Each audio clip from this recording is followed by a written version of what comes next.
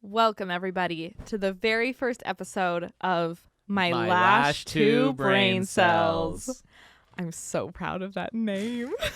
That's so cute. I'm your host, Maddie Morris, and this is my husband, Elliot Morris. We are married, we are in love, and we own Lightheart Studios and Coffee Shop in Scottsdale, Arizona. Scottsdale, Arizona. And this is the origin story. This is episode 1. This feels full circle to finally be sitting down in our own podcast studio, filming an episode on how we got here. And it's been a crazy ride, and we're really excited to share with you how we got here. Yeah. So welcome. Thank you so much for listening to the podcast. We're just going to jump right into it. So basically this episode, first episode, Lash Two Braincells, we figured we should do the origin story. We should talk about how we got here, why we felt that we were cool enough to start a podcast, because I think a lot of people are just like, oh, bro, we should start a podcast. I promise it's not just because we like the sound of our own voice and we want to talk about lashes. No one just told us that we had a voice for podcasting. No, my mom said I had a face for podcasting. Yeah, she didn't know video podcasts were a thing, so. I know, sorry. Mom. But yeah, so basically we're going to go through the origin story, how we started Lightheart Studios, how we started Lightheart, the whole thing. It's a real company now. It's wild. It's a business. It's a real business. It's a couple of them. It's multiple under the Lightheart umbrella. Guys, we are multi 6-7-figure beauty girl bosses. 12-figure beauty bosses. And we're here to dish it all. So yeah, let's just start with high school. Start with how you started hustling and grinding. So Elliot and I went to high school in Anchorage, Alaska, and I was hustling and grinding in the beauty industry when I was in high school. I was doing people's prom makeup for money. I was a bridal makeup assistant, and I started my own henna tattoo business when I was 15, and it was a business. I mean, I was doing festivals every single weekend. I was bringing in like $6-7 grand in 2 days. I was obsessed with making people feel good about themselves, and I was obsessed with how you can transform someone's confidence within a matter of 30 minutes. So that was where I got my start. I then became a bridal makeup assistant. So I would go to weddings and I would clean brushes and put falsies on people. And I was addicted to doing makeup. I thought it was just the coolest thing in the world. So when I graduated high school, I went to college like most people do for, I'd say, about 3 weeks. I think most people don't go to college for 3 weeks. Most people go for longer. Do most people graduate? I Can don't you know check the stats on that? I don't know if most people graduate. I think three weeks is on the lower side though. Okay, well, I went for a good 3 weeks, learned a lot. And I was sitting in class one day and I just had this gut-wrenching feeling where I was like, this is not where I'm meant to be. And some people have that, and college is meant for some people, and that just wasn't my journey. And so I got in my car, I walked out of class, mid-class, very dramatic, and I prayed to God to tell me what my purpose was, and I felt like I should drive home. But on my drive home, I would stop at the only beauty school that I knew of at the time in my town. And I walked in and I said, my name is Maddie. I'm very young. I can give you, some of my savings, and I want to be a professional makeup artist. And they said, well, we're not really teaching makeup artistry or anything, but like we can give you your aesthetics license. You can come here, get your hours, and get out, which is what most aesthetic schools do. So I went to aesthetic school 7 days a week, got my license very fast with the hopes of being a professional makeup artist. And in this time, I was still running my henna tattoo business and my bridal makeup business, and I was on my hustle and grind, Elliot. I was just, I was the girl boss out in the big world. You were? So then you graduated aesthetic school? Graduated aesthetic school. I was 18 years old, and I very quickly got picked up at a local day spa. I'm going to make sure we're still recording, but keep going. Okay. I very quickly got picked up at a local day spa, and I was hired as a full-time esthetician. So I was doing skincare and full body waxing and makeup, and my boss asked me if I would like to learn lash extensions. She was like, this is a trendy new thing. It's just a quick little service. You put lashes on people, they leave. And I thought it was pretty cool. I was given pretty crappy products and tweezers, and I was taught by, I don't even know if she was a lash artist. She was a hairstylist. I was taught by a hairstylist. Lashes or hair? That's close enough. Close enough.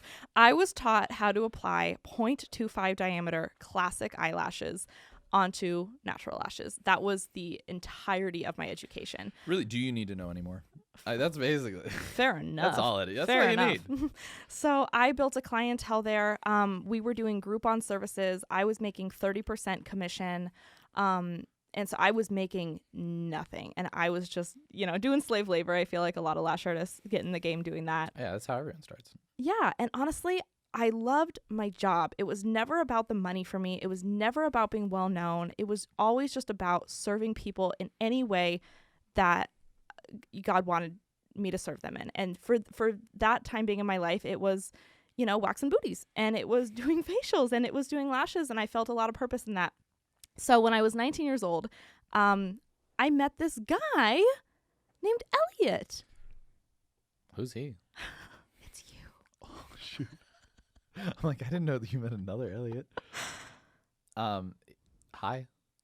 Tell him how you met me. Oh, okay. We went to a Halloween party. I was not an avid partier. Madison was also not an avid partier. It was literally, honestly, guys, we got so lucky in finding each other because it was the first party we had ever really gone to. Yeah, it was the only party that Elliot had ever that I'd ever gone to. And I remember Elliot was 21. He had just turned 21, Yep. and he was going to the same university that I was previously going to, except he did graduate. I did, barely. Elliot was going to the same university for engineering, and I walked into this party. I saw the smiliest guy I've ever seen in my life, and he made me feel so comfortable from 25 feet away, and I pushed past people to meet him. Yeah. I was like, move out of my way. I need to talk to this cutie pie. And I shoved people aside, and I went up to him, and I shook his hand, and I said, I'm Maddie. Nice to meet you. And we started dating within 24 hours. Yeah. Well, first you had to break up with your boyfriend. I did break up with my boyfriend that night. we did start dating. I didn't even have to do anything. I was just there. Elliot had it made. I forget. That was the best. That was the best. I didn't have to do anything. I was just standing there. You walk over, say hi. We talk until like 2 a.m. and then I leave. And I'm like, hey, do you want to go on a date tomorrow? And you say yeah. And then there we go. Broke up with my boyfriend that night, told him I met the love of my life, and then I went to coffee with Elliot the next morning, and I asked Elliot, where do you want to be in 5 years from today? And he said, I want to move to Arizona. I did. I was so sick of the cold. Yeah. So My cold man there. had goals. So we fell in love very quickly. I mean, we were, we told each other we were in love with each other within, 2 weeks of knowing each other. Yeah. We told our families we were going to get married like the night we met. We were absolutely obsessed with each other. Yep. And that has been very integral to our success, because Yeah. I feel like we just got, like, with the business and stuff, we got so lucky that each of us wanted to do the same thing. Like, my original goal was to do engineering, I do like robotics engineering, and to keep doing that, like save up money and then start like a robotics company was like my goal. I was like, I want to own my own business. Like, I don't want to just work like a salary job forever. I want to like start my own thing. And then Madison already was doing her own thing. She already had her own business. And so then I didn't have my own business. I was working at the day spa. Oh shit. Yeah. I guess I'm like, this girl has but the Elliot potential. saw right through it. I'm like, she's gonna own her Elliot own saw business. me as a business owner when I wasn't. And so I remember, this is a story for another episode, but I quit my day spa job that I loved wholeheartedly. I loved this job with all my heart. I was telling you to quit it a lot. Man, I was making minimum wage. Less than minimum wage. It was probably illegal. I was You were making commission on like $15 waxes that she Groupon. So the waxes were like $7 a piece. I was actually being robbed. And then you made like $3 on them. Boy, oh boy, was I happy though. And so I remember one day a horribly dangerous situation happened at the day spa. It put me in jeopardy. It put my reputation in jeopardy. This place was sketchy. It was a sketchy day spa. It was heart-wrenching. A really horrible situation happened at the day spa. But that is a story for another podcast. We're going to keep you guys hanging. Another. We got content for days for this bad boy. We are not stopping after one episode. Man, we've been saving up these gems for years. So you went independent. No, and well, I quit my job. You I quit. actually, one thing about me, if I feel in my heart like something isn't right for me, I will walk out. And I walked out of that day spa and I sat in my car with that same gut-wrenching feeling of when I walked out of college and I said, God, what do you want me to do with my life? It was the same question I asked 2 years prior. And I said, what do you want me to do with my life? And he said, do what you always do. Make people feel good. Make people feel loved. And I said, okay. And so Elliot said, you cannot work for anyone else. You are so talented. And the funny thing is like, okay, at that point, you weren't great at doing lashes. Like, I knew nothing about lashes. So I saw Madison doing lashes and I was like, dang, she's amazing. She's so good. Like, you got to be independent. You should be the CEO of lash extensions. I showed Elliot my work and he was I'm like, oh, I'm he was so like, amazed. Dang, girl, I'm you like- are killing it. I'm Literally. like, you're the best in the world. Guys, my old work was a jump scare. It yeah, was go back to the beginning of her Instagram. It's not good, babe. It's It's not good, babes.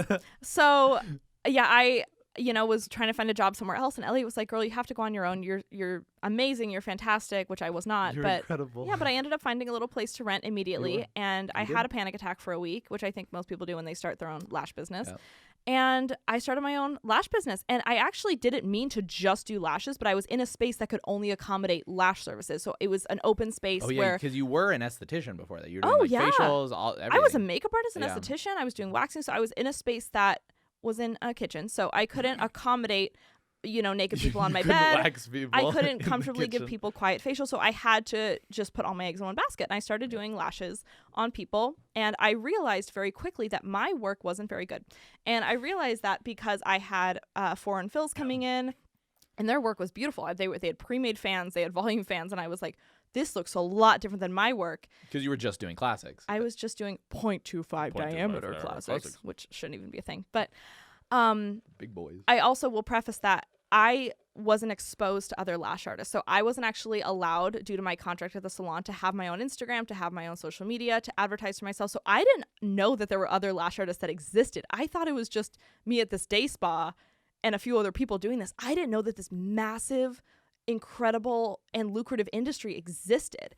Yeah. And so when I went on my own, I became obsessed with lash trainings because I found out that there were lash trainings. And I flew out of state a handful of times to take advanced education and Russian volume courses and volume courses. And my skills were growing and growing and growing and growing. And my clientele it built fast. Well, yeah. And I think one of the things that was like different about what you were doing at that time from like everyone else at least in Anchorage that we saw is like you were obsessed with practicing. Like you practiced every single day. Like you were doing sponges. Like I remember like your house was full of just sponges that you were doing. I was lashing anything that would let me. Yeah, you were lashing literally everything. It's like every time I came over to your house, you were like practicing doing fans. If I had a piece of paper in front of me, I would draw an eyeball and draw lashes. Yeah, you were obsessed. You couldn't think of anything else. Your entire life was lashes. I think a lot of lash artists, that get into it, it either is you get it or you don't, Yeah. And I was the girl, I cared. You thought about nothing else. I thought about nothing all day long. else. Which worked out because, I mean, after you took the lash wax training, you got really good at flower bouquet. Well, it took months. Before I talk about trainings, I built my clientele very quickly. And I think I was lucky in the sense that I lived in a town where the demand for lashes was very high and the supply of lash artists was very low. So without even doing any real advertising, I was booked from the jump. And I was charging $70 a fill. And then I was making You're money. making pretty good money. Well, yeah, because you were working like 10, 12 hours a day, 6 days a week. Yeah. So like even though you're only charging $70 a fill, which I mean was even high for Anchorage. Yeah. I don't recommend it, but I was working. You were working so 10 to much. 12 hours a day, 1 hour fills, back to like back your to back wrists to were back. in pain. I had permanent nerve damage, they said, in my right hand. Yeah. And I was getting treatment for nerve damage on my hand. Yeah. It was so debilitating. I don't recommend anyone. Don't work 6 days a week. No, it was not Don't good for do it. me. And I spent a lot of my, special young years slaving, being a slave to the lash Yeah, game. but it was like when we talked about it, you loved doing it. Like you loved your clients so much. So it's like it wasn't like it's like that you're. I worked Thanksgiving, Christmas you Eve, my did. birthday. And everyone always asks, they're like, "Oh, did you like charge way more?" And like you didn't. No. You just charged the same. And I remember we were getting married. It was the day before our wedding, and it was like 5 p.m. And my client was like, "What are you doing tonight?" And I was like, "Oh, it's my rehearsal dinner." Like I was obsessed. Yeah. But yeah, and then you were like fully booked for a while, and you were like packed for a Couple while, years, and then yeah. what happened? Well, it got to a point, where I think I was pretty depressed. I think I was pretty depressed. I actually quit everything to do lashes. I quit my bridal makeup career. I stopped my henna tattoo business. I stopped doing all aesthetics. And at this point, Elliot and I had got engaged and we decided to get married. And we moved into our own little townhouse that we rented. And we got married, and we didn't see much of each other. And I remember us sitting down and really thinking, like, what do we want with our lives? We're young, we're married, we're happy. Where do we see each other? Where do we see ourselves in the future? Because right now we barely see each other at all. And then I said, in Arizona is where I see myself in the future. I hadn't forgotten. Yeah. And it got to a point where I knew that I had worked so hard and gotten to such a place that I was proud of, where I wanted to move and I wanted to start a new life. And I knew that the only way that I could comfortably, in good conscience, give away my clientele and move would be if I was to train artists that would be able to take my clientele. Yeah.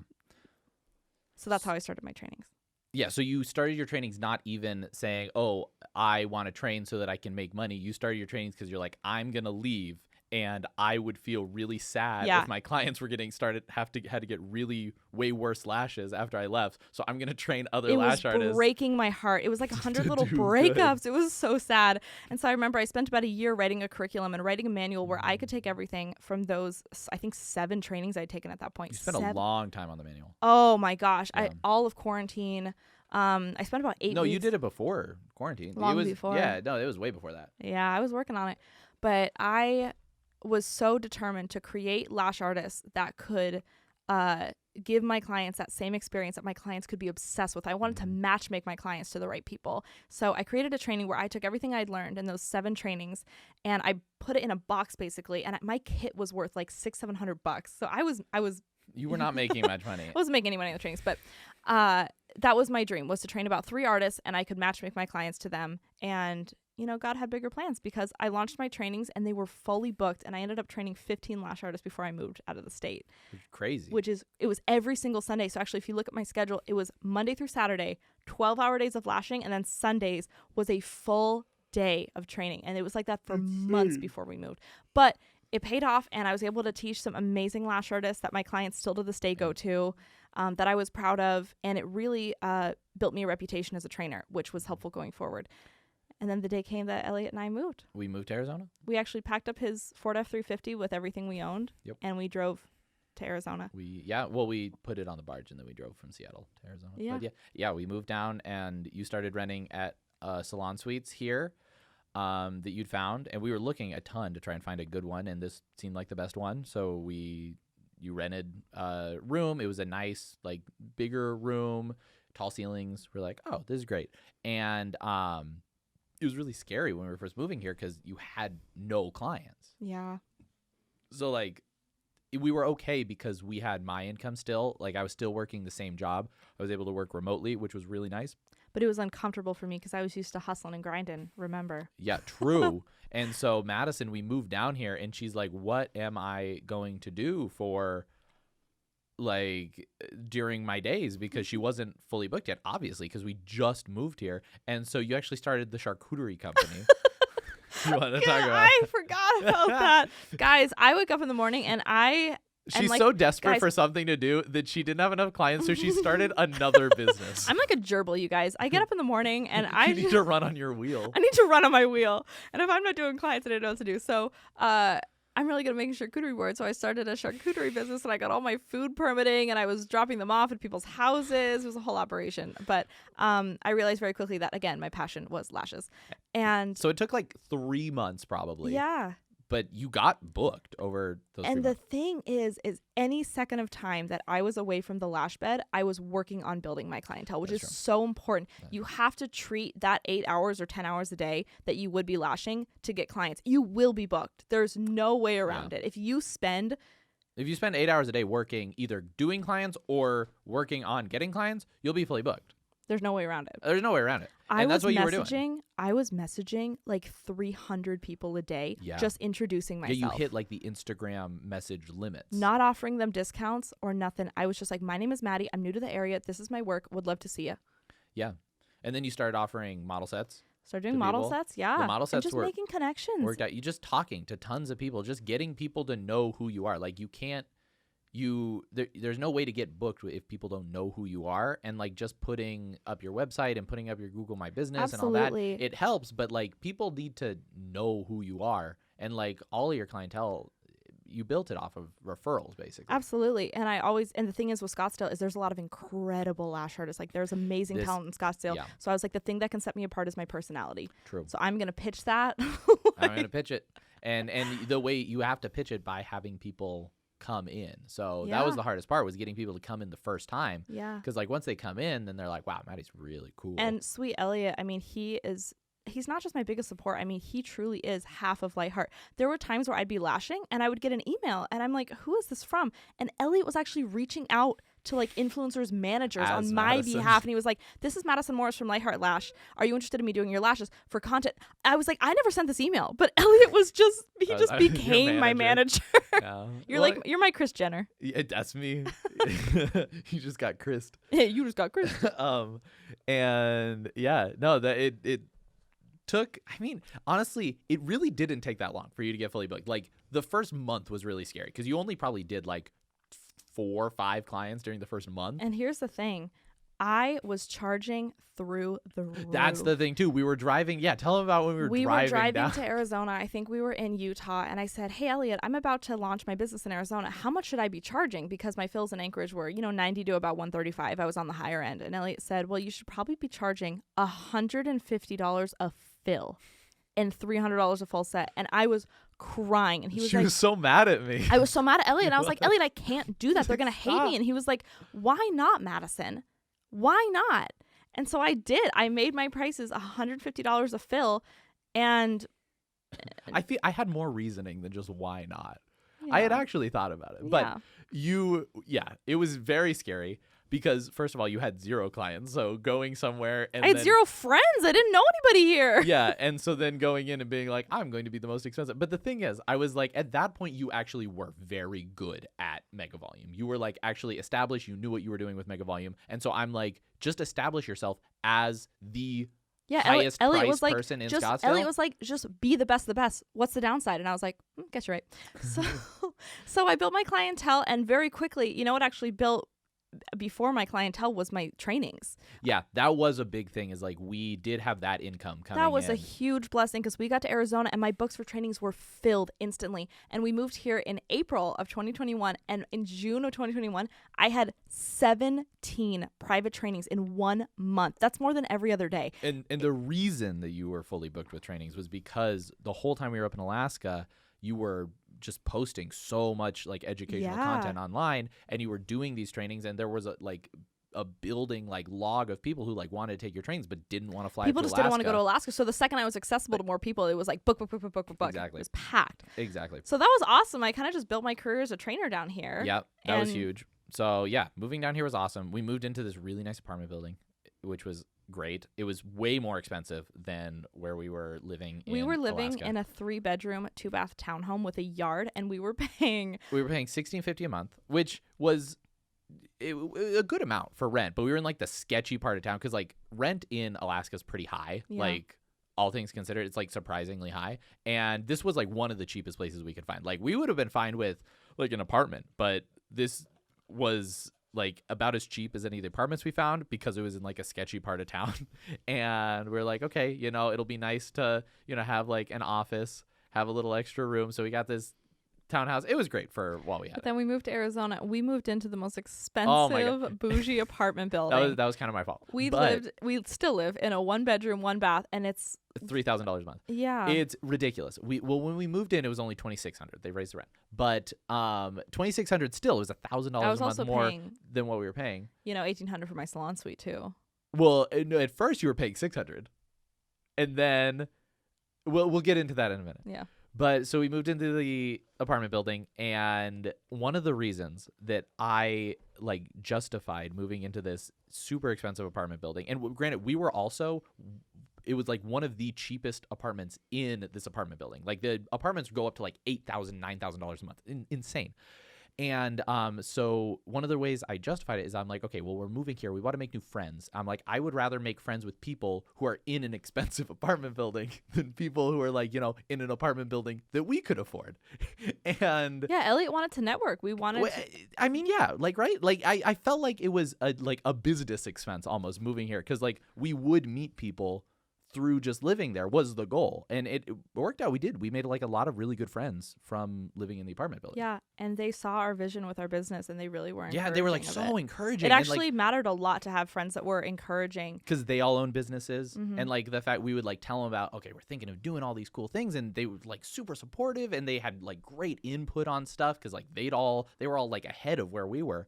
And so, yeah, that was fantastic. And then your salon suite that you were in, we can talk about that. It was okay. Yeah. It was okay, but there were some issues with it. Yeah. What were the issues? Well, I felt when I moved in, and I had always been in kind of, environments where I didn't feel especially welcomed back home. And when I moved into the salon suite, I was so excited to make a lot of friends and a lot of friends in the industry. And when I moved in, nobody talked to me. And there was actually someone in the building said, "Don't talk to her. She's new here." And it broke my heart. Like I just immediately Who does that? Yeah, and I just immediately felt like, oh, That's so sad. like I want to build a community. Like I'm trying to make friends. And I feel like lash artists are some of the coolest people ever. And Cool. there was a few girls in the building that were so kind to me. But there were some that were not. And I just knew in the bottom of my heart that long term in this industry, I wanted to create a place that was different from other salon suites. I wanted to create a place that was so welcoming and so friendly and just created a natural culture of community. So when I moved in, I felt very isolated, and I just felt kind of lonely. Yeah, and we moved in, and one of the reasons that we picked that building was because it was $600 a month, which we're like, this is great. It's awesome rent. And then we move in, and then like a month later, the owner of the building is like, oh, no, it's actually $800 a month. And we're like, but we signed a lease. okay. And they're like, oh, actually, we left the price blank on the lease. And like we signed it when we were like in the middle of moving, and we just missed that they left the price blank. And they kept raising it. Which was over our and over, freaking yeah. big mistake. Like it was absolutely our mess up. But, we did. And so then it was $800 a month. And then they were like, oh, it's $900 a month. No, and then they said it's $1,800 a month. And then they're like, oh, $900 a month is just for half the room. We're like, oh, yeah, because that makes sense. So actually, if you want the full room, it's $1,800, or you can move in with someone else. Then it's $900. I was like, how much is How much the is the room? room? Tell me. $1,800 was the final answer. But yeah, so you get a roommate in your room, and who's your roommate? Oh, Jess, she's my best Jess friend in the world. Jones. I Shouts love to Jess Jones. so much. She became my roommate, and She's the best. yeah. She was, I think at first, she was very wary of you and very confused by you. She was like, why? Like Madison she had product and stuff in her room, obviously. yeah. And she wholesaled a lot of product too. So she would she had a whole shelf full of product. And then she would leave. Jess moved into my room. We became roommates, and we were a little timid of each other at first. And then Jess said, "Why don't you lock up the suite at night? Like, how do you know I'm not going to steal your product?" And I said, "Are you going to steal my product?" She's like, "No." And I was like, "Okay." Okay, then we're good. Yeah. Like, I just always wanted to exist, in a community of trust. And Yeah. And this salon suite was not that. And so we knew there had to be a better way to work as a lash artist. Absolutely. Like in our mind, we're like, there has to because be. this was the nicest salon suite. It was the best one we could find. Yeah. And so we're like, everywhere else we looked at was super impersonal. And the other thing is they all had such bad interior design. A lot of salon suites are so dated. They're carpeted. so They look like an ugly. Olive Garden. They do. They look like an Olive Garden. It's like, why? Like, we love the Olive Garden. When you're there, your Yeah. family. No shade but to the Olive Garden. I don't want to work out of an Olive Garden every day. Yeah. And so we were like, we asked ourselves, why is no one doing a nice salon? But where Madison was at, it was okay. And we're like, we have nothing to complain about. Like the trainings are getting booked out. Like we're just, it's all good. Everything's good. Like we're stable. Everything's happy. And then out of the blue, one day, the city of Scottsdale calls. While we're working. And Me and Jess are working in our room, yeah, and they're the city working. of Scottsdale calls, and they say, "Hey, is this so-and-so?" And we were like, "Yeah." And they said, "Did you know you're illegally squatting in the building You're in?" illegally squatting in the building. And Madison's like, what? I paid rent yesterday. And they're like, that's not what the owner says. And then they're like, who's the owners? And they're like, freaking, what's the gym? It's a CrossFit gym now. It's a CrossFit gym. And so turns out what had happened, the owner of the building sold the building a month prior didn't tell anybody. Told like a few told, of the told renters. a couple of her like besties who were renters. Mm-hmm. Didn't tell any of the other renters. Continued collecting rent on the building she no longer owned. Then the new owners come to their building that they bought. And they were like, why are there 20 lash artists in why here? are there 20 lash artists in here? So long story short, we were all made to evacuate the building. You had like a week. And it was right before the notice. holidays. We're all fully booked out of our minds. And You were leaving town to do a training out of state. Like at that exact time. We were all running around like ants trying to find somewhere to rent before the holidays. It was absolutely and it was crazy too because like the few places in town that had availability, everyone else in this building was trying to get into them, so there was like nowhere to rent. Yeah. And so then finally you ended up finding a place. We just found a little office space for the time being, but Elliot and I, sat down and we were like, okay, what is our long-term goal? We're like, okay, why is it so hard to find a freaking salon suite? And we're like, you know what? In Scottsdale, Arizona, this should be like the place. And so we're like, you know what? Clearly there's a need in the market. We'll do our own. We'll do our own. So yeah. So then where are we at? I have some notes so that we can keep track of where we're at. Yeah. So we started looking at commercial spaces. And the first place we found, we were looking on LoopNet. We didn't even have a realtor. I was just looking like online. Elliot and I just became obsessed with the idea of building a salon suite that was the best salon suite that ever did it. But we were still trying to be reasonable. So the first place we found, it was like 1,300 square feet. It was in a strip mall. It was like the middle of a strip mall, and it was like $2,500 a month. And we could put 5 rooms total in it.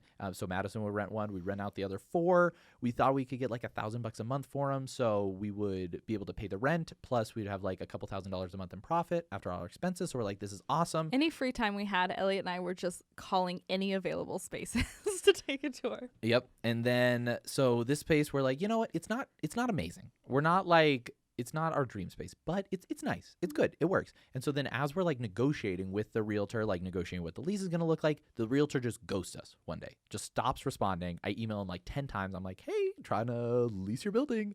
And they're just gone. They won't respond to us. And so then we we're don't like, know if it was because we were young. I don't know. I mean, I just don't think they were very good realtors, honestly. I think they found someone else for the space probably. And they were just like, screw these guys. And so we're like, okay, we got to find another space. So then we look around more. There's not many options like in Scottsdale for like specifically what we were looking at. So we kind of expand what we're looking for. And then we find a space. It's an end cap of a strip mall that's 3,000 square feet. So like way bigger than what we were looking at before. It's like $6,000 a month for the rent. And it's a vanilla shell. So like concrete floor, just dirt, insulation hanging from the like ceiling. Exposed ceilings, like not like the cool industrial it was exposed, ugly. It was, the whole place was just like, I sent pictures to everyone I knew and they were like, no. They're like, I don't know about that. And we were like, yeah, but we looked at it and like it had so much natural light. It was in such a great location. It had windows on all the sides and these beautiful archways. Natural arches. They were it was such and for a whatever good reason, when Elliot and I walked in, we just felt good. It felt good, I even though it was actually hideous. took a photo of my feet for the first time standing in the They're so building, cute. and I was like, "This is the first time I step into this place, and I think I'm gonna like take a lot of steps here." Yeah. So at this point, we had saved up like $200,000 in savings. It was like in stocks and like in the bank account, and we should probably go into like how we had $200,000 saved up by this point. How did we have $200,000 saved up? So the simple answer is Madison worked 12 hours a day, 6 days a week for like since the time she was 14 years old. 10 years. For like 10 years straight. I'm just a hoarder with money, you guys. She was also a hoarder with money. Like I had to fight with her to get her to invest in a stock. She like No, we actually went to marriage counseling and I was crying, bawling my eyes out because Elliot wanted to put some of my money in Bitcoin. And this was before Bitcoin blew up. This was Bitcoin at like 10K, okay? so don't be like, "Oh, he was what an idiot." No, we made money on the Bitcoin. I was bringing in like $1,000 a day lashing, and I would just stick it in a debit card account and I would leave it there, and we lived so below our means. It was not even funny. So, and then once I graduated college, I got a pretty good engineering job, like fantastic engineering They job. got a great job. And my base pay was like $70,000 a year, but I was paid hourly and I was able to work a ton of overtime. And so I was working like 60, 70 hours a week for the first like 2 years after I graduated. So I was bringing home like about $100,000 a year because I was working so much overtime. And we ended up being able to save basically $100,000 a year after I graduated college. So that's why we had like $200K saved And up. I only spent money if I had it in cash tips. Yeah. Like if someone tipped me $20, I would buy like dinner with that. But if I didn't have any cash, I wouldn't spend anything. Yeah. And like we would have had $250,000 saved up by this time, but we spent about $50,000 on like our wedding and honeymoon. Yeah, no, we paid for the wedding, which and the was honeymoon. worth it. Which was absolutely worth it. That felt so good. It felt good. Yeah, it felt good. We that wanted was to awesome. have a nice big wedding. Yeah, it was amazing. So that felt was good. honestly good use of money. But so at this point we had like $200,000. And we knew, okay, if we lease the space, we're going to have to do a big build out, but we don't know how much it's going to cost. So we are like, okay, we need to find a general contractor. So we find a general contractor through like a friend of a friend. Actually, one of our neighbors at the apartment we were renting was friends with the owners of a restaurant, and then those restaurant owners were opening a second location of the restaurant, and they were doing a build out for it. We were just picking their brain on who did their building because we were like, you have a beautiful restaurant. Yeah. Who did your restaurant? And they were like, oh, his name's Daniel. He's great. Like, you'll love him. And so we talked to Daniel. We go to his house, and we're like, hey, Daniel, this is what we're... You're saying his name? Yeah. You're saying his name? There's lots of Daniels in the world. We're not going to say Daniel Boogity Bloogity Blue. That's his last name. No, you just doxed him. This is the villain of the story. Don't tell him that yet. You'll spoil it. Sorry. So we go to Spoiler. we go to Daniel's house. We talk to Daniel. We go to this man's house. And the first thing I tell Daniel, I sit down with this man who is elderly. older. I sit down with this Older man. lovely elderly man who offers me some peanuts.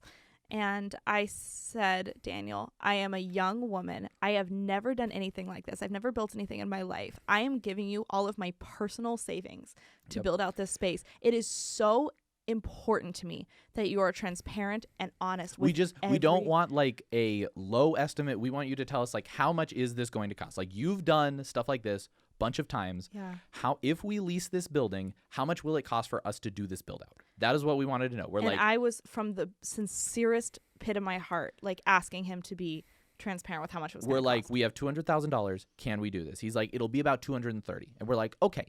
You know what? Like, we were talking to the landlord, like with the lease, and we were negotiating TI reimbursement. So you can get reimbursed some of the money of your build out from a landlord for a commercial space if you sign like a 5 or a 10-year lease. We were signing a 5-year lease, and so we negotiated about, at that point, like $70,000. And we're like, okay, we can get $70,000 of TI. So that meant we had $270,000 to play with.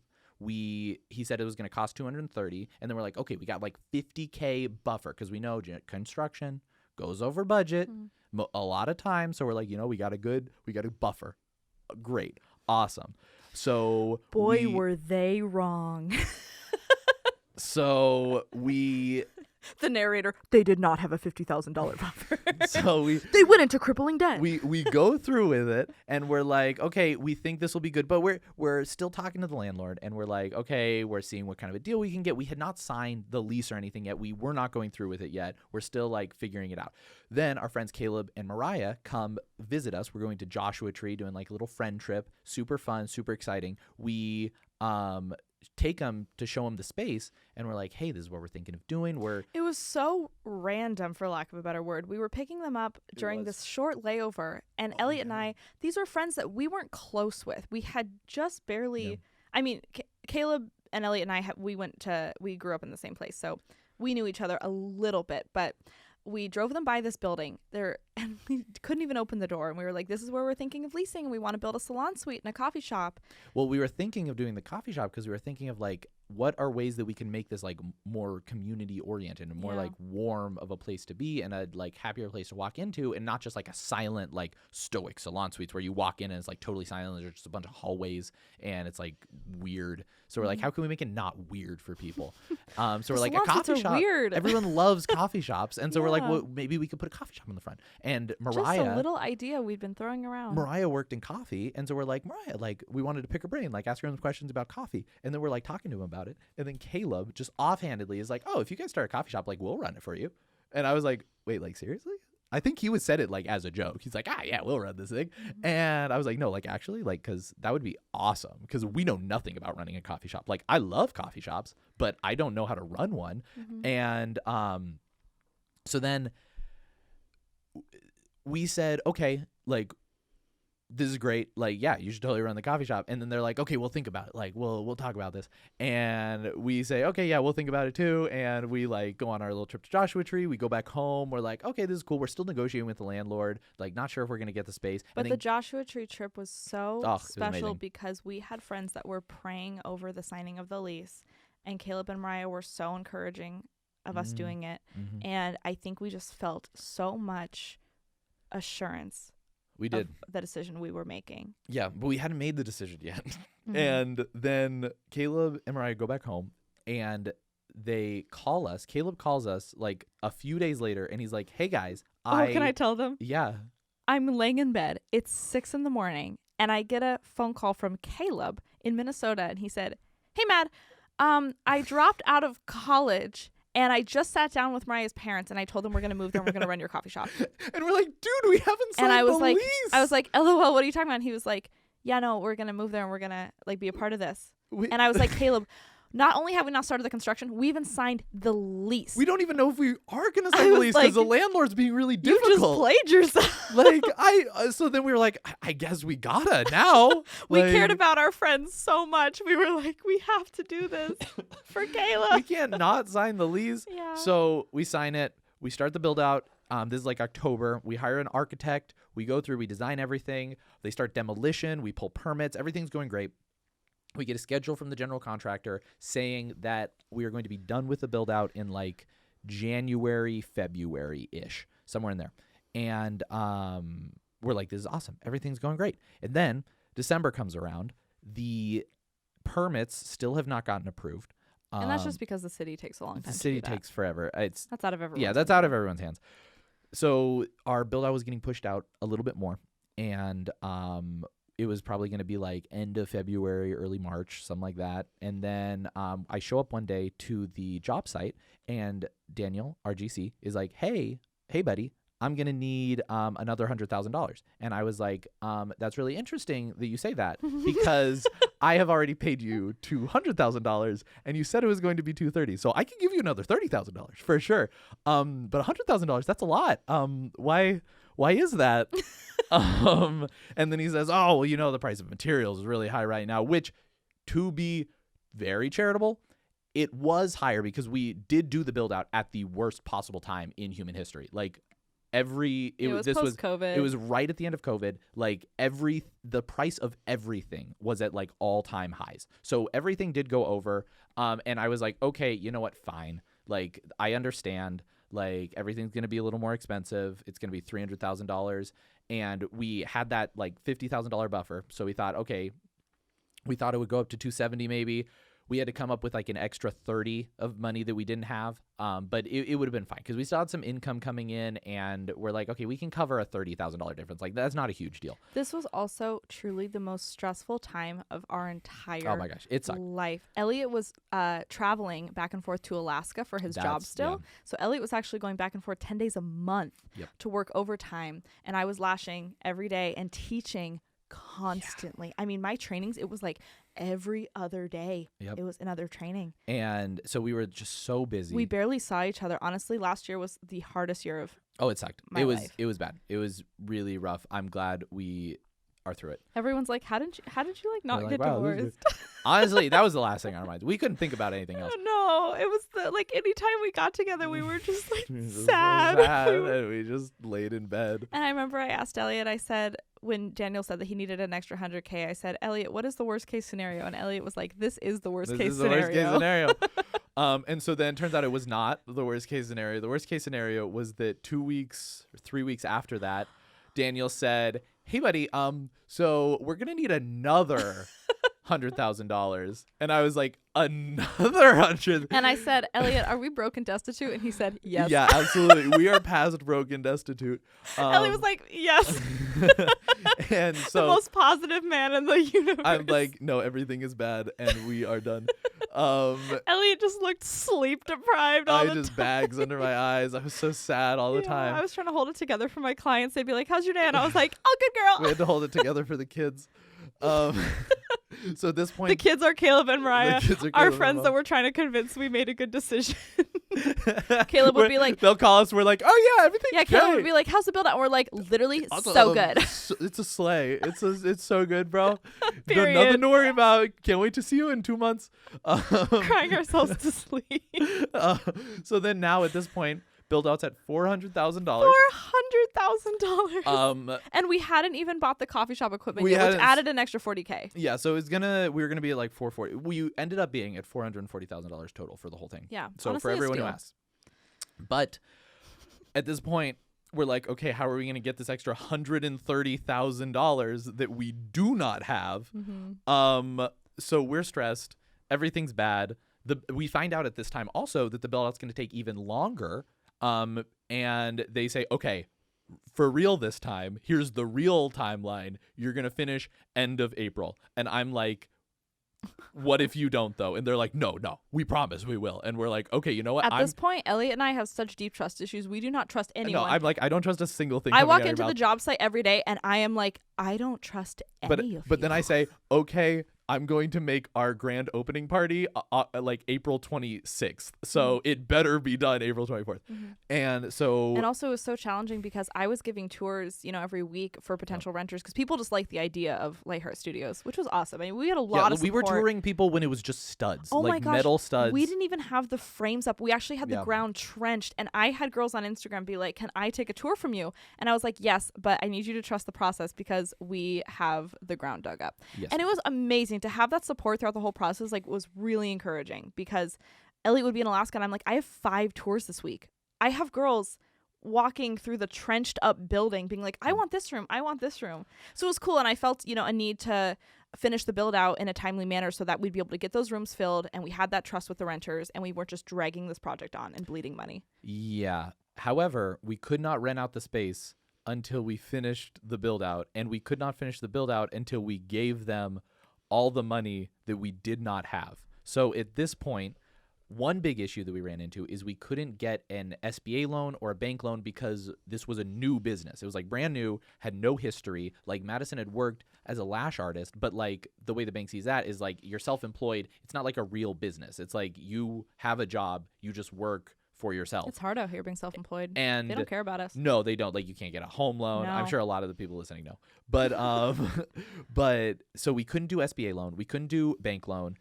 And it was $130,000 too. So even if we could get approved for like an SBA loan, it'd be for like 40-40K. Like being that was not gonna, everyone glamorizes being self-employed, and it's not all girl boss and games. Sometimes it is. Sometimes it is, but sometimes it is not a sleigh. So then we also were going to be starting to pay rent in like February because we thought we were going to be open by that time. We had negotiated a like grace period in the rent at the beginning of our lease. So we had a few months without paying rent before our like rent for our lease started.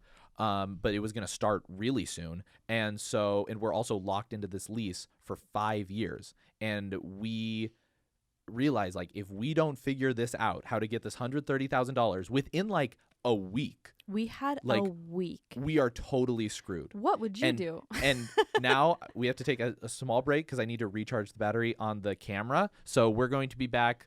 I mean, for the listeners, it'll be like half a second. But for us, it'll be like 15 minutes. So see you in a sec.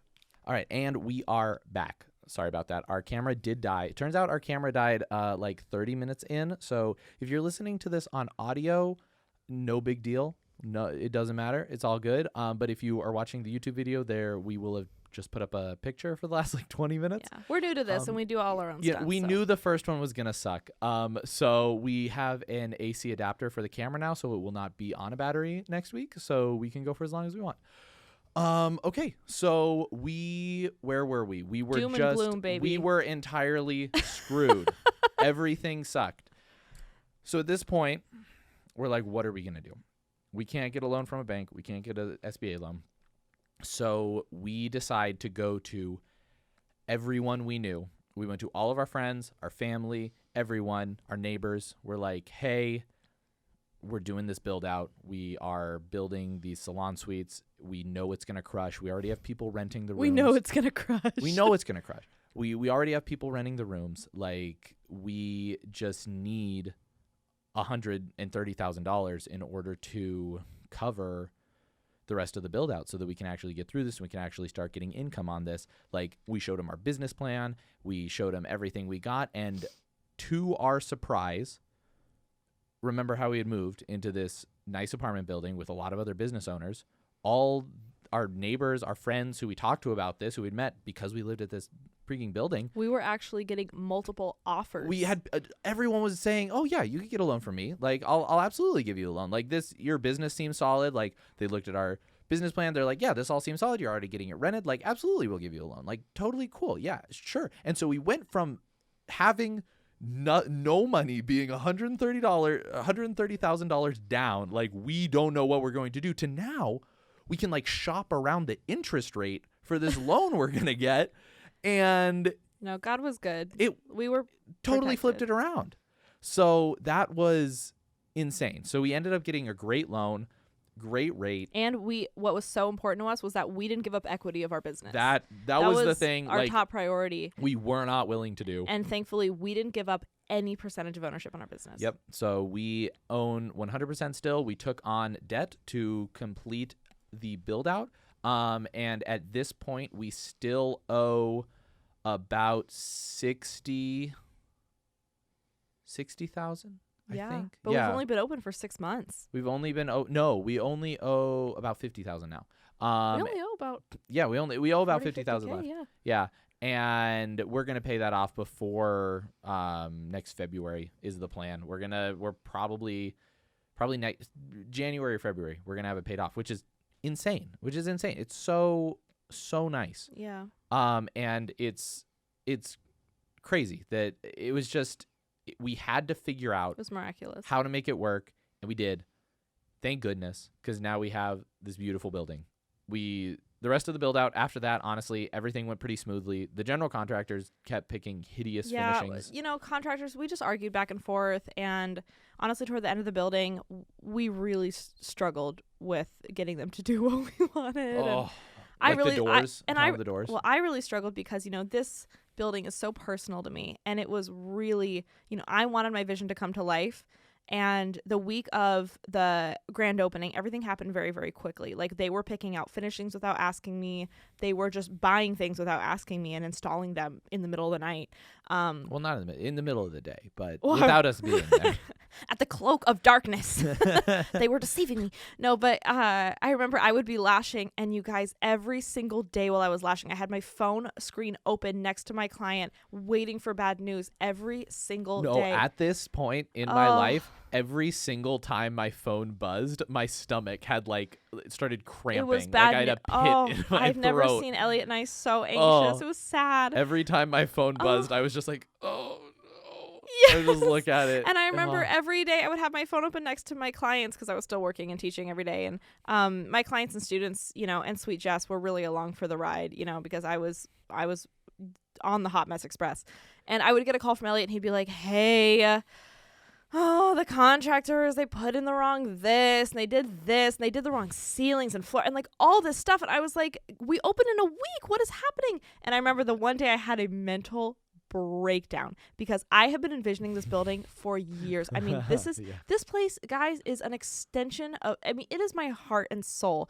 And I wanted every little finishing to be stunning. And I remember Elliot called, he said, hey, they installed the wrong doors, 14, 15, 16 doors.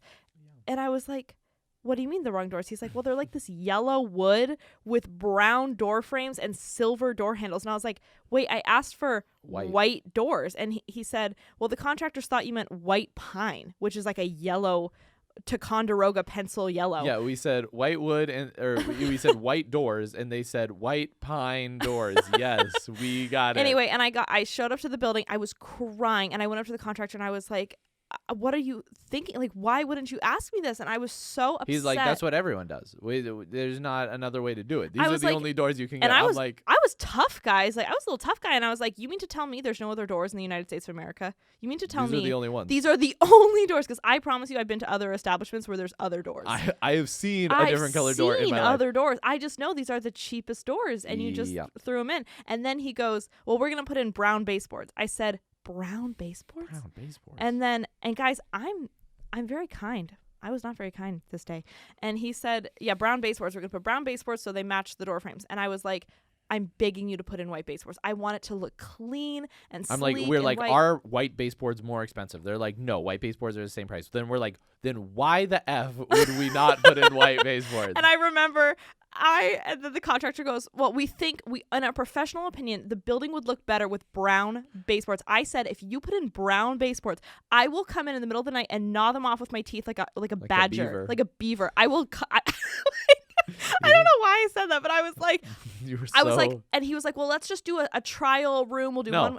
I was like, white. I will cry.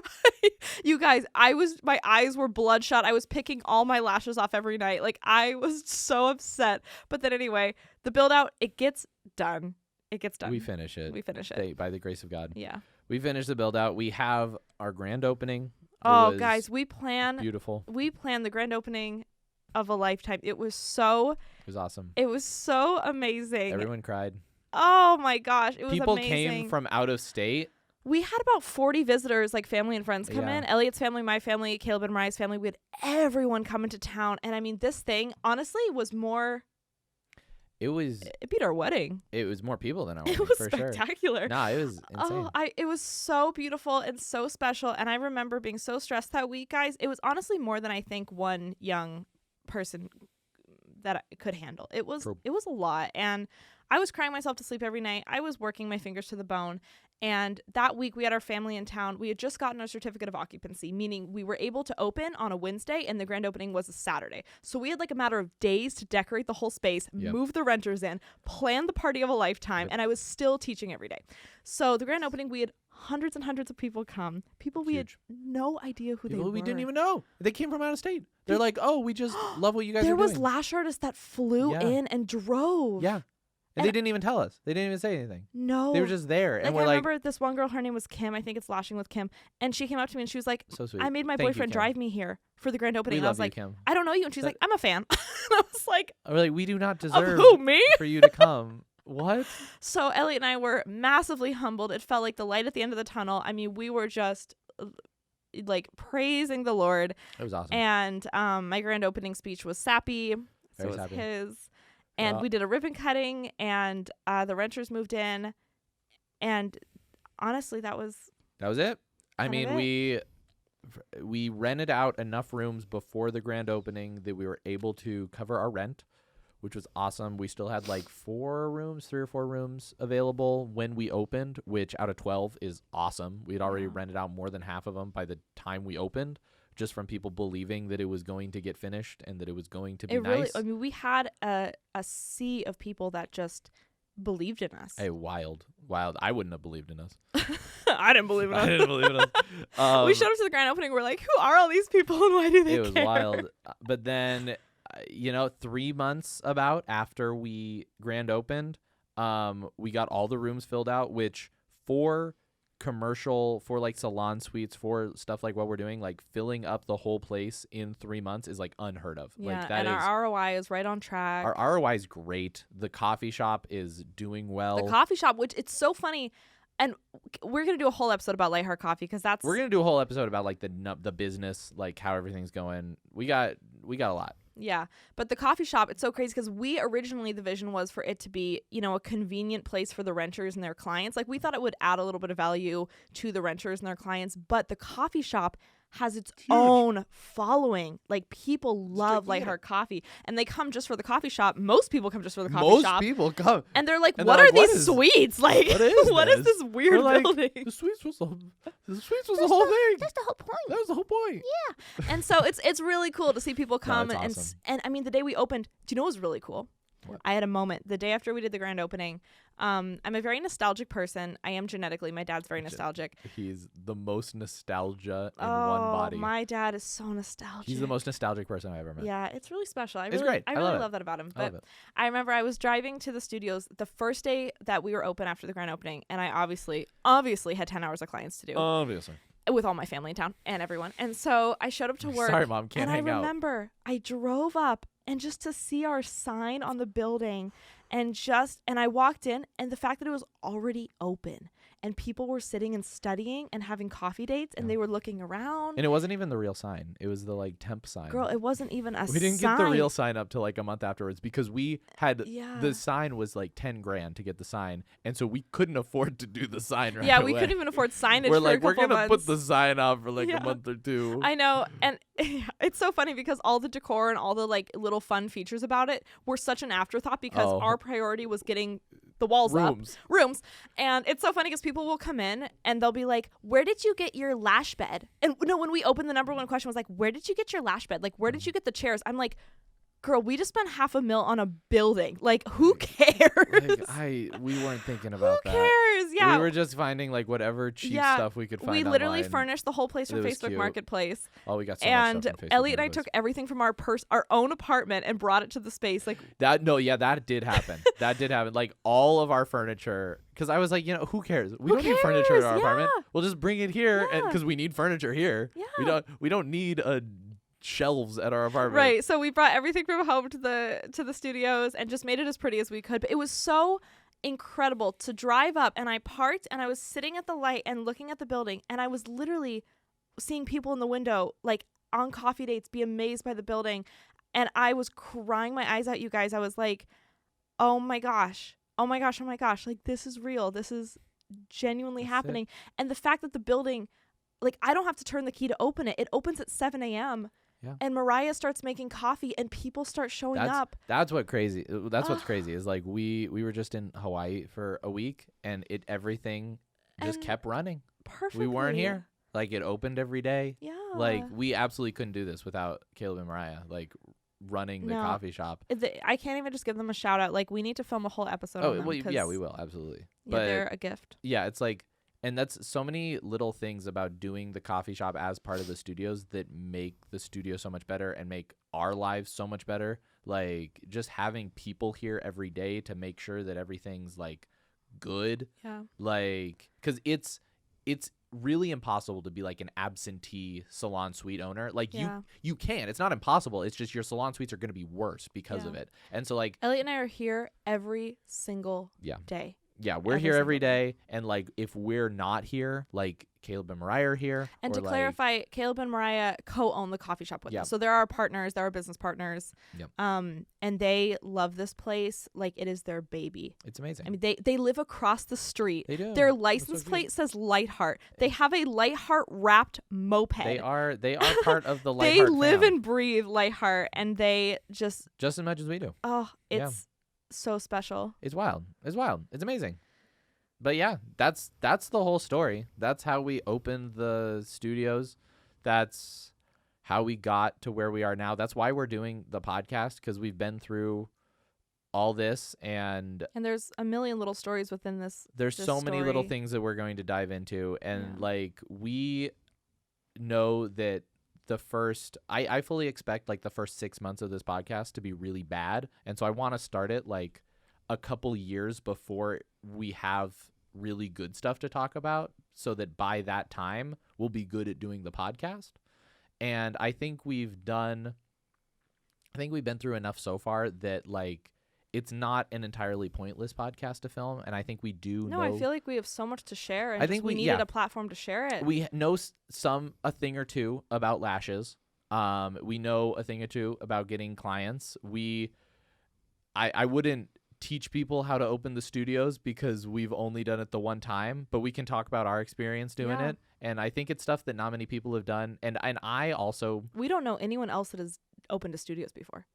I mean, people have. No, we don't know anyone. We don't know anyone. Yeah. That's true. Like, we didn't have any mentors or advice or anyone that has been. That's the thing. And like, I would have loved, when we were doing the studios, I would have loved to have some like a podcast if we like had a this podcast, to listen to. Yeah. So that like I could have been like, oh, Well, I should keep that in mind. And like as we do in the future episodes, like go more in depth on like stuff about the build out and stuff like that, I would have loved to have that. And also for us, like it's really nice to have like documented like at this time in our lives what we're going through. Like this is an alternative to us doing like diaries. It's like we have this podcast, we talk about everything that happened during the build out. Now we have like kind of the foundation, we have the backstory laid. So now in the future podcast episodes, we can go through like stuff as it's happening, and we can go through more like kind of in the trenches, what we're doing, what we're going through. We want to do lots of really interesting interviews with people. God gives his hardest battles owning a salon suite to his strongest soldiers, us. No, but we just, and if there's someone out there watching this that, you feel stuck and you're in a place where, maybe you're in this industry, whether you're in the lash industry, the beauty industry, any industry, and you feel stuck and you feel like you can't grow and you don't feel encouraged, like we just want to be those people for you. We just want to be those people that genuinely, no gatekeeping, we want to help, we want to be on your team. And I mean, we built this space so it would be a physical brick and mortar community oriented location where any lash artist, beauty professional, service provider can come and they feel loved and taken care of and heard and mentored. And we just want to be that place for everyone. Like our entire goal with the studios is for all the renters, is our job as the owners of the studios is to do everything we can to make sure that they succeed in their businesses. Yeah. And that's our goal with that. And I see this podcast as another way that we can try our best to help other people succeed in the beauty industry that aren't physically in our building. Yeah, we didn't want to open the salon suite just because we were like, this is such a good way to diversify our income. What a great way to park some cash in a non-fungible asset. Yeah, like obviously, making money is that's a point of a business. Like it's the side effect, and we do make a lot of money owning the salon suites. But like this is, I mean, our life's mission to love people in this way. And it's lashes fell in my lap, and my clientele has always fallen in my lap, and students, and it's like we just want to help as many people as possible. Yeah, and part of the thing too is like the more money we make with the studios means we have more money that we can plow back into the business to expand the ways that we can help lash artists and help people in the beauty industry. And long term, I think our goal in the industry is to figure out in any way we can and do everything we can to help lash artists and maybe eventually other beauty professionals make more money in their businesses and just increase the overall wealth of all the people who we come in contact with. And that's I think that's a good goal. I think that's something I feel good about doing. It's so rewarding in the time that we've been in the building, like just seeing our renters grow. Oh my gosh. Like Erica just best. won best salon suite in the USA at the Lash Conference. And it's in our salon suite. I feel like I won best salon suite. No, it's all yours, Erica. No, yeah. And I mean, we've just seen our renters, grow from having no clientele or, from being brand new, and they've just absolutely flourished and thrived. And we're so proud to, for them to call this home. Like it means the absolute world to us. Yeah. And I will brag on Elliot for a second because a lot of people, I'm the face of Lightheart, and people give me a lot of credit for the studios and a lot of credit for Lightheart Lash. And yes, I built that business, but I will say I would have never, ever dreamed of opening the building like this without Elliot. Like I was looking at a tanning salon back in Anchorage when I lived there to open up, and my dream was really small. Like my life's dream, I mean, really, I wanted to have a beautiful space for beauty professionals, but I would have probably gotten a building that already had a build out that was well within what I can afford because of my money hoarding tendencies. I would have done it if I could only do it with all the capital up front myself. I probably would have had 2 or 3 other service providers. And with Elliot, he's taken, since I was 19 and I met him, like he has taken every little dream. And I say this all the time, but he's taken every little tiny dream I've had and he has magnified it to be as big as it can be. And during the build out, I watched him turn into a different person. It was like he grew up in front of my eyes. It was like he stepped out of himself and he was like, let's get this done. Like, how can we do this? He was constantly problem solving. And I remember at the grand opening, I felt like I didn't do this. Like everyone was giving me credit. And I was like, okay, I paid for it. But I was like, this was a gift from Elliot, it felt like to me. Like it felt like this was a gift from Elliot to me. And I feel like Lightheart Studios is like an extension of Elliot's love for me, which sounds really corny, but like when bit. but like the way that you love me and the way that you're good to me, like that's like the building is literally built with love. Like it feels like the walls aren't made of drywall, they're made with love. And I just when I walk in here, I just feel so overwhelmed because I'm like, wow, like I could have never done this without the support of Elliot. And so if you're stuck, like the tiles aren't filled with grout, they're filled with love. Yeah, the tiles are. The drains aren't caulked with silicone, they're caulked with love. They're caulked with joy. They're caulked with joy. Yeah, and so I just like I can't give him enough credit, and I could make maybe I'll have a Valentine's Day episode where I just sit here on the floor and I gush about you, and I'm like, dear diary, I love Elliot. But truly, I mean, he's such a special person, and it really was just, it was so special the way we met, and we're destined to be together from the beginning, and like you've truly taken everything I've ever wanted and multiplied it. Boy, did it work out. Yeah, it did work out. And there were times where I think was a little too ambitious, and I tried to push you a little farther than we should, and you were a very good like moderating force in that. And I think my tendency is I'm a much more like risk oriented person, and I see, if you don't take any risks, you're not going to get anywhere.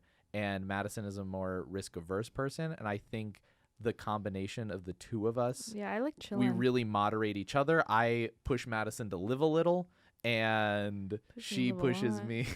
She pushes me to, maybe we don't do every idea, but I think that's great because it lets me like throw out all these ideas for like what we can do in the business, and then Madison says no to most of them, which is good because then the ones she says yes to, we do very, very well. But because they're the good ideas, because most of my ideas suck. But I just I say yes to the good ones, and I you come do up with good 100%. ones. No, and we wouldn't get to the good ones if like the way my brain works is I don't think I would be able to get to the good ideas if I didn't throw out like 1,000 bad ideas first. And so I need you there to like say no to all the bad ideas. Like, this is a stupid idea, we shouldn't do that. And then I think about it, I'm like, hey, why is that a stupid idea? And then I think about it a little more. I'm like, oh yeah, that is a stupid idea. Well, we should do it's so funny, else. and I'll tell them something, but like I've always been averse to doing online trainings, and just out of integrity, I've always been like, I don't think people can learn lashes well online. That's just an opinion of mine. I'm sure they can, technique. But you can't learn technique online. I really think that it's just not in me to teach. And for a long time, I was like, we should teach online trainings because like online training. I would make us so much money if we taught online trainings, but you would make money, but the product would be worse. And the issue with online training, I know that I can in person teach someone to be an incredible lash artist, and I can't guarantee that quality. You can't guarantee the results online,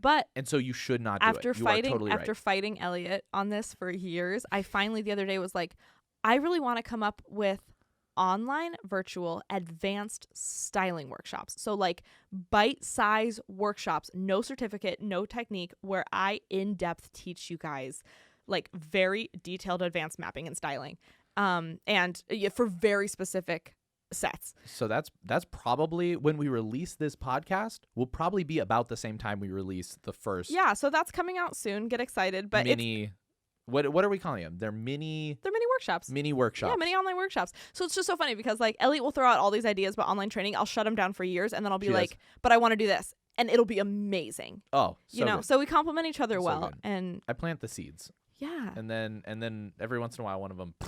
Yeah. And it's awesome. It's awesome. It's perfect. So I'm really grateful that we do everything together. So yeah, watch out for the mini workshops. The first one is on Angel Sets. Angel Sets. They're gonna go crazy. And I think this is such a good idea. Okay, we can do a little quick dive into why this is a good idea. Why I think it's such a good idea. Yeah. So the mini workshop, you're not teaching technique, you're not teaching anything, but the way that you and a lot of other lash artists learn how to do different styles is you'll see like an Instagram reel of someone doing the style, and then you like piece it together from the reel. But it's like not ideal. It never looks the same. It never looks the same. And so what we're doing is we're making high resolution. High Like, res, we're baby. filming the entire Zoomed process, in. start to finish, of doing an angel set. We have 2 angles. You're getting like a really good view of everything. And Madison, narrating. she's narrating over, this is what I'm doing here. This is what I'm placing here. This is how you make the fan. This is this, and this. All the specifics of doing the angel set, so that you watch this and you get the guide, and it's everything you need to know in order to do an angel set if you already know like how to do lashes. Yeah. It's like, And that feels good to me. That feels like it's great. very... It's brilliant. And it's Yeah. so much better than anything I could have come up with or anything anyone else has come up with. No one else is doing this. It's Who's great. doing this? Who's doing this? No one. It's great. I'm so excited about it. I'm so freaking pumped for this. And it's going to come out like exact same time as the podcast. So Yeah. so watch out for that. Should we talk about the future of Lightheart at all? Let me make sure the camera's still running, but we can. Okay. Start it. Well, I think for the future, I mean, should I talk about the sweets? Yeah. We're going still. Honestly, Elliot and I had such a hard time building this building out. And we think It sucked. And it's well, not halfway, like 2/3 through the build, after we figured out like how we were going to pay for everything, we got it paid for. We were like kind of in the finishing parts. Yeah. My timing was not good, but we were like going on a walk one day, and I told Madison, I was like, hey, I think we should do a second location. And we were like in the middle of like, they were picking the wrong doors. I wanted Like, to die. Madison I was like, almost shut up. chopped my head off. She was so mad. I was like, she was like, you wanna how go through dare this again? you? How dare you suggest I think that? I ran away. You did. I was like, no. You did. You were like, how dare you suggest such a stupid and mean thing? You were like personally attacked by that. Yeah. But like, Elliot, he's 2 steps ahead, I'm planting baby. the seeds. I'm planting the seeds. Because just now like a couple weeks ago, this was like, what, a month and a half? Yeah. A month and a half ago now, Madison, we were getting dinner, and Madison was like, I think we should do a second location. And I was like, really? You do? And I was like, yes, because we learned so much during this one that we both everything I said. we both feel you were right. I think we both feel like it would be a waste if we didn't take everything we learned at a young age and applied it again and do it way better. Oh, it'll be so much again better. It'll be so much better. The Yeah. fact that we survived the first one, now we know we could crush the second one. Yeah. Like the first one absolutely was the hardest. Like we know Yeah. so But we were going into a blind. Oh yeah, we didn't know all the ways that like we could get screwed by a general contractor, Yeah. or like that how particular with everything we needed to be with Yeah. the architect. And like we didn't even know what the finishings were to specify them. Yeah. Like if we knew all the finishings that went into something like this, then we would have been able to specify them. But because we didn't even know, like we didn't know what options there were for floorboards or what options there were for handles or doors or door frames. Like so we didn't know to specify them. We were just like, make everything white. And then the architect was like, did whatever their standard is. And it's so funny because like my dad's a landlord, and so he has properties and apartments and a bar. And I remember I didn't really tell him anything we were doing in the beginning. I just left him out of it, and then he came for Christmas Day and I gave him a tour of the building, which we were deep in the build out at this point. My dad walks in and I'm waiting for him to give me advice and to tell me what to ask the contractors and then my dad walks in. He was like, dang girl, man, I don't know. This ain't nothing like building out apartments. He was like, this ain't what I do. This ain't nothing like what I do. So Elliot and I, and so our like, dang, guess we're on our own. Our friends and family were so They were very supportive, but also, we were kind of in territory that was uncharted. And so, we want to build a next one. We want to build a Lightheart Studios, build to suit from the ground up. If we can.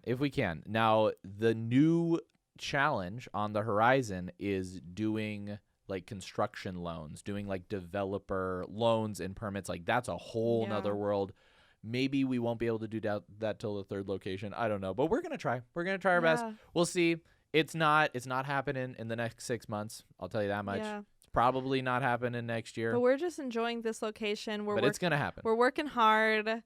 And or hardly working, am I am right? I right, Elliot? My gosh, nothing gets done around here. But no, we're working hard and we're enjoying every day here. And every day here just feels like Disneyland. Like it's the biggest blessing in the world to be able to work with our friends and It's to have the a best. building filled with people that are our friends. It's the best. Things are good now, and we are very happy that we did it, but it is very important to remember that in order to get to where we are right now, we did have to go through a lot of sucky situations. Yeah, And just for I'm a few so glad years. we did. Just for like 7-8 years. Just for like 7-8 years. Yeah, It was fine. like whatever. But Just our whole youth. like it's okay. We haven't had it that bad. It's No. honestly, we've had it great. Like Yeah. our entire lives have been so filled with blessings. Absolutely. But I think we worked hard, and I think the build out was very difficult, and I do feel like we like earned the building. Absolutely. Like it really did suck. And Yeah. so, but that makes it feel even better having the building now that like we know like the blood, sweat, and tears that we poured into it. And so then every day, like I come in here, I have to not come in on days that I want to get work done, because if I come to the studios, He I doesn't just won't leave. Elliot stays I just hang all out. day. I just stand around. I have to leave him at home like a puppy, because if he comes to the studios Yeah. with me, he will be there till I finish my lash day. Because like I love hanging out. Yeah, I love hanging out There's at so much to Lightheart. do. I don't want to leave. It's great. I'm having a great time. So yeah, we love it. We love Lightheart. We are so love excited to Lightheart. do this podcast. I think that's a wrap. I think that's I think it. we did it. Thank you for listening to our first episode.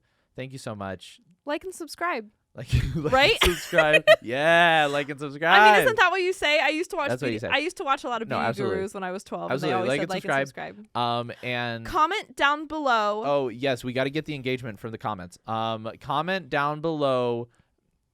Whatever you want. I don't know. If you want to. Team Honestly, Elliot? No, Team Elliot or Team Madison? Oh yeah, Team Elliot or Team Madison. That's Yeah. a good one. Let's That's Team a good Edward, one. Team Jacob then. Yeah. Hashtag Team Elliot for the win. Yeah. Thank you so much for listening, and we hope you have a wonderful week. Hope you have a wonderful week, and tune in next week for episode 2 of My Lash Two Braincells. Bye. Bye. We did it. Woo! Woo! Woo! My Lash Two Braincells. That's so good. I think it went well. It was so perfect. Oh, so happy. Can you take a picture of us? Yeah.